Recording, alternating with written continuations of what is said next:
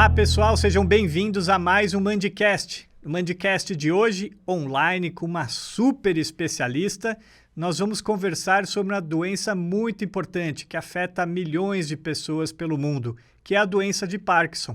E para falar sobre pesquisas que vêm sendo desenvolvidas para o melhor tratamento e manejo das pessoas que possuem essa condição, a doença de Parkinson, eu convidei a grande especialista, mestre e doutora em neuropsicofarmacologia, Raquel Chacon Ruiz Martinez. Muito obrigado, professora. É sempre um prazer a gente falar do que a gente gosta, ainda mais se a gente pode contribuir com a vida e a qualidade das pessoas, né? Então, é um prazer estar aqui, eu queria agradecer. Que legal, muito obrigado. A Raquel é mestre e doutora, como eu disse, em neuropsicofarmacologia pela USP, bióloga, atualmente graduanda em medicina também, fez seu pós-doutorado em neurociência na Universidade de Nova York e está trabalhando aí nessa linha de pesquisa do Parkinson há muitos anos. Raquel, conta pra gente um pouquinho antes de nós começarmos, como que você entrou nesse mundo, nessa linha de pesquisa sobre a doença de Parkinson? Então, tudo aconteceu depois que eu voltei dos Estados Unidos, né? Que eu tinha feito meu pós-doutorado lá na New York University, com neurociência. E aí eu voltei e fui fazer um outro pós-doutorado na neurocirurgia. E aí, quando eu cheguei na neurocirurgia, eu vi um tanto de coisa que a gente podia contribuir, fazendo esse link, né? Pesquisa básica com pesquisa clínica. Por quê? Porque se a gente se deparou num local que a gente tinha muitos pacientes com doença de Parkinson, esses pacientes com doença de Parkinson estavam numa fase mais avançada e tinha como uma das opções fazer um tratamento cirúrgico, neurocirúrgico. E aí eu falei, nossa, olha que interessante, né? A gente faz tanto procedimento cirúrgico na pesquisa pré-clínica, né? Lá no laboratório, o que a gente pode fazer para ajudar esses pacientes? E foi assim que começou a nossa linha de pesquisa. Seria legal você explicar um pouquinho aqui para o nosso público o que é a doença de Parkinson. Quando a gente pensa em doença de Parkinson, a gente pensa numa doença que a gente chama de neurodegenerativa. Então, o que é isso?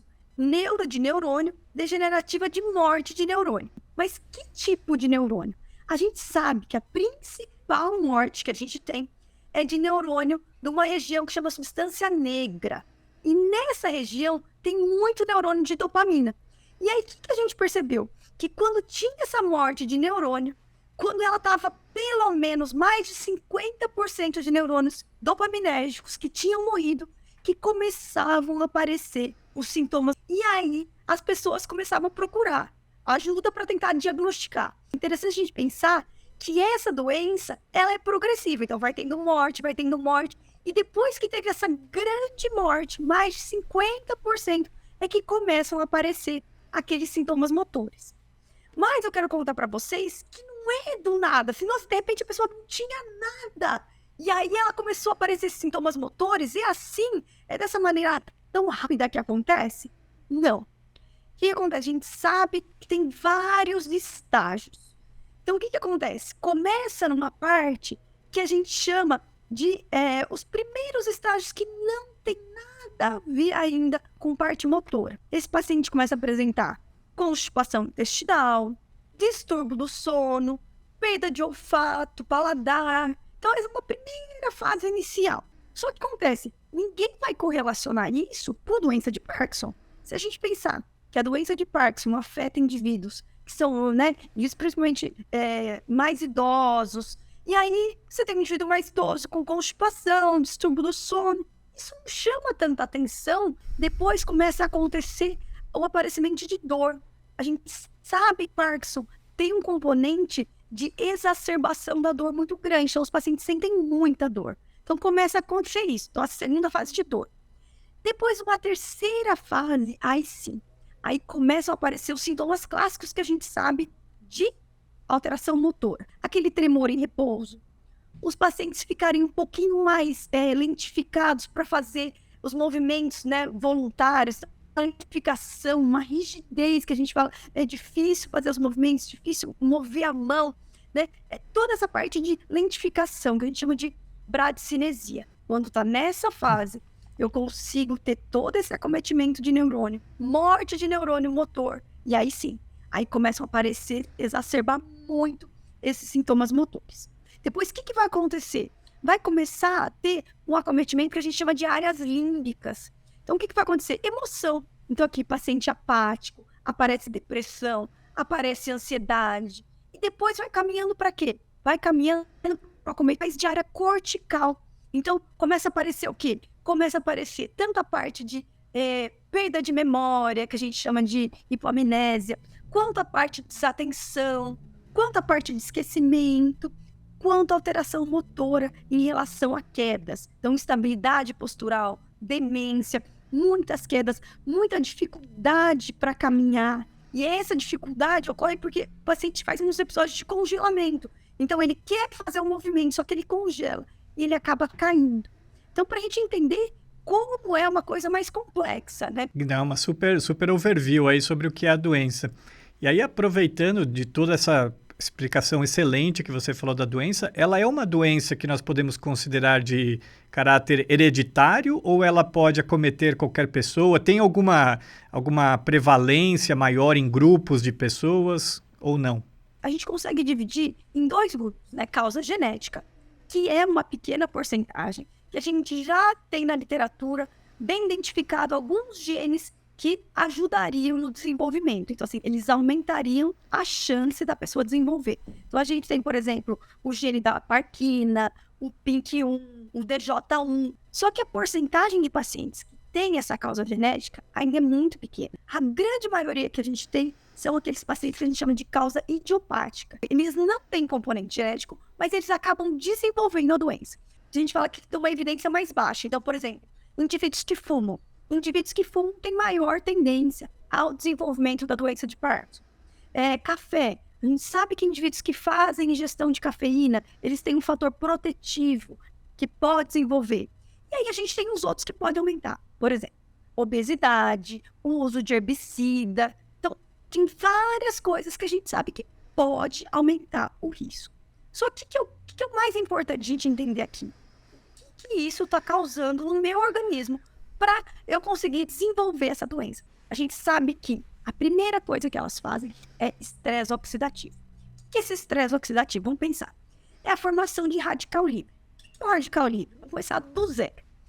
Toda vez que eu respiro, eu formo uma espécie reativa de oxigênio. O que é isso? É um oxigênio que está solto ali, está com um elétron solto. E ele pode se ligar em qualquer coisa.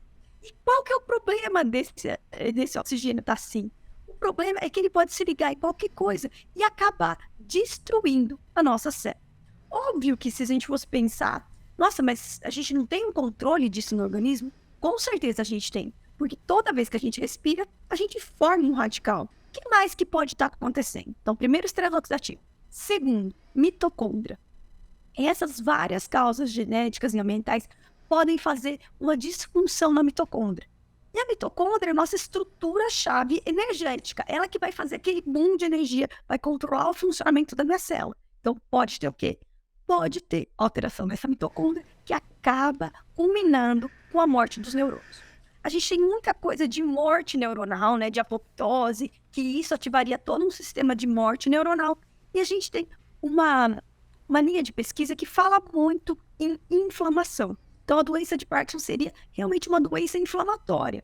E aí, se a gente for pensar na obesidade, casa muito bem com isso. Por quê? Porque na obesidade, a gente tem aumentos dos níveis inflamatórios. Se a gente tem aumento dos níveis inflamatórios e essa inflamação aumenta a doença de Parkinson, a chance de desenvolver doença de Parkinson, a gente acaba levando a favor realmente dessa teoria. Que seria o quê? Seria uma neuroinflamação que acaba levando à morte em estruturas específicas. E tudo isso faz que aconteça o quê? Faz com que esses neurônios não consigam desenvolver a função deles. Só que o que eu quero chamar a atenção? Antes era muito claro para a gente que quem tinha doença de Parkinson eram aquelas pessoas idosas, aquele estereótipo de aumento da idade, envelhecimento. O que a gente tem observado atualmente é que esse cenário mudou. Então, indivíduos mais jovens, a partir de 30 anos, já começaram a ser diagnosticados com uma doença de Parkinson. Então, a gente percebe que mudou um pouco esse perfil, né, da população. E a gente imagina que isso está acontecendo por quê? Por causa dessa alteração ambiental, esse monte de fator que acaba aumentando, sendo como fatores de risco para o desenvolvimento da doença de Parkinson. Que interessante. E baseado nessas pesquisas que você falou, que você tem também contribuído, o tratamento da doença de Parkinson, ela tem algumas alternativas novas, tem alterado? Como que está hoje o cenário do tratamento? Então, a primeira coisa que a gente pensa, olha, tá morrendo o neurônio dopaminérgico. O que a gente pode fazer para melhorar esse paciente? Bom, vamos tentar aumentar a dopamina desse paciente. Então, a chave do tratamento, esse tratamento farmacológico inicial que a gente tem é exatamente isso. Qual que é a função da dopamina, Raquel, já que você tem falado bastante nesse neurônio? Então, a dopamina é um neurotransmissor que controla várias funções cerebrais. Só que a grande contribuição da dopamina é fazer o controle da atividade motora. Então, você imagina, eu tenho todo o controle motor que depende da dopamina. E aí essa doença acomete esses neurônios que produzem a dopamina e aí começa a ter toda a alteração motora. Só que daí você vai me perguntar, mas e as outras, né? E as outras funções, né? Eu falei tanto da parte emocional, eu falei tanto, né, da parte de sono. É só dopamina? Não, os estudos mais novos têm mostrado que tem outros neurotransmissores, acetilcolina principalmente, até uns outros neurotransmissores que ajudam a contribuir com isso. Só que o principal é a dopamina. Então, o primeiro tratamento é isso. Olha, responde a levodopa. E isso acaba servindo até como diagnóstico. Porque, olha, paciente que tem alteração motora, que a gente viu, então, rigidez, aquela dificuldade de identificação, bradicinesia, tremor de repouso, tudo isso vai falando a favor. E aí, o que vai me ajudar a falar realmente, né? Esse paciente está com a doença de Parkinson. Essa resposta que ele tem à levodopa. Ele tem esses sinais. E a gente consegue provar isso como? Então, diagnóstico é clínico, né? Clínico. E aí, o que você pode fazer? Você pode se utilizar de exames de imagem para realmente, olha, vou confirmar, vou ver o estadiamento, vou ver que realmente tem comprometimento dessa parte dopaminérgica. Então, eu consigo fazer, por exemplo, cintilografia, que a gente consegue fazer esses biomarcadores de dopamina e confirmar realmente, né? Diagnóstico clínico, tratar. Como que eu vou tratar? Primeira coisa, levodopa é o primeiro tratamento que a gente tem. O que está acontecendo? Esse paciente acaba tomando levodopa, responde muito, então melhora aquela rigidez, aquele travamento, aquele tremor de repouso. Perfeito. E a gente tem o que a gente chama de fase de lua de mel, que é que responde ao tratamento muito bem. Só que conforme o uso, o paciente vai utilizando, a resposta da levodopa vai diminuindo. Só que o que acontece? De tanto fazer o uso dessa dopamina, dessa levodopa, acaba mudando o perfil da doença. E aí começam a aparecer outras complicações motoras, que é a discinesia. E aí a discinesia, nessa fase, o nosso grupo trabalha muito com estimulação encefálica profunda, que é fazer o quê? A gente pode tentar modular esse sistema. Por quê? Porque a parte farmacológica não tem mais melhora. Como que é feito, então, essa parte dessa cirurgia, esse tratamento que vocês estão pesquisando agora na área? E aí, o que é essa cirurgia? É uma cirurgia, neurocirurgia, você faz com o paciente, né, no centro cirúrgico, para colocar um eletrodo dentro do encéfalo desse paciente, para ajudar a fazer o quê? Estimular essa área. Vou tentar estimular essa área que está faltando, essa área que coordena, e tentar ajudar. O que nosso grupo tem feito muito nessa área? Onde nós vamos colocar esse eletrodo? É a primeira pergunta que a gente tem. Qual que é o local mais indicado para colocar esse eletrodo? Então, a gente tem mostrado vários benefícios. Então, essa cirurgia melhora em quê? Essa cirurgia melhora em parte motora. É muito, muito, muito nítido que esses pacientes melhoram muito na motricidade. O que mais que a gente tem de melhora? A gente tem avaliado esses sintomas não motores que eu mostrei para você. Então, o que a gente tem? Tanto colocar no subtalâmico, quanto colocar no núcleo globo pálido, tem benefício motor e tem benefício não motor. O que tem de diferença entre colocar num núcleo ou colocar no outro? A grande diferença é em relação ao uso de medicação. E já é sabido que se a gente colocar o eletrodo no núcleo subtalâmico, a gente consegue reduzir muito a quantidade de medicação que esse paciente toma. E se a gente colocar no outro núcleo, que é o núcleo globo pálido, não tem essa diferença. Nós temos uma patente de um dispositivo para fazer microdiálise no cérebro. E o que nós conseguimos fazer? Nós conseguimos coletar aquelas micropartículas que estão sendo liberadas de dopamina e a gente consegue analisar isso.